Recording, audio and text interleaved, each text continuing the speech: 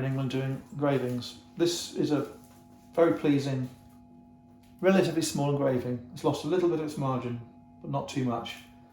The thing about this one here is it was engraved and made in about 1660.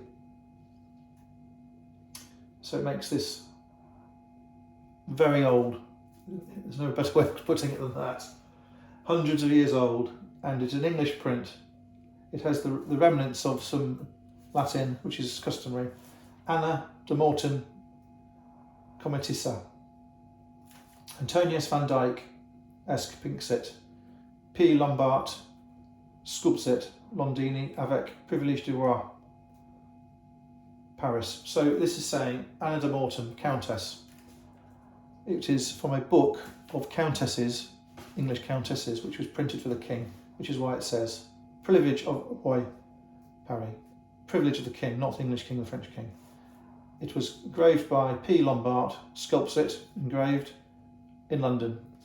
Okay, and it is engraved from a painting by Antonio van Dyke. It says Esque Pinxit, meaning after a painting of. So you have a Van Dyke painting which has been copied by a French engraver for the King of France, showing Anna de Morton. The reason that the French king is partial to this lady is because in the Civil War, which was a few years before this was made,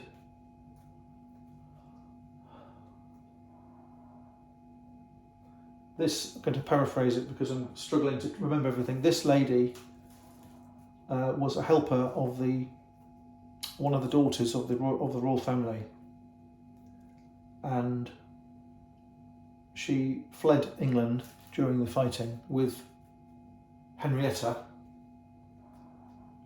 and she left behind her son, her own son, and her husband, and she went to live in France with the exiled royal child, basically speaking.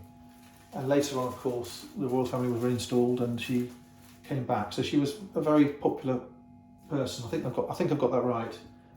The National Portrait Gallery in England, London, has got this print, and it is selling copies of the print because there's no copyright on it anymore.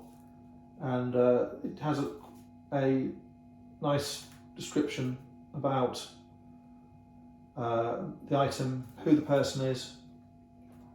It talks about Lombard, the engraver, talks about Van Dyke. So you can see this resource is wonderful.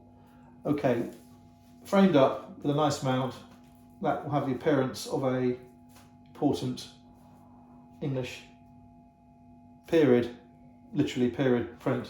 It's period because it was made in the time when this was the current fashion. So this was a contemporary print when it was made, it's a contemporary subject, and up to date when it was made. So it's called a period item, and it's not a small one.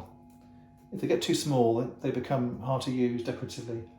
This has already been mounted on a piece of paper because it's slightly crummy, but it's enough of it left to show that it is a good quality pucker item. Okay, thank you.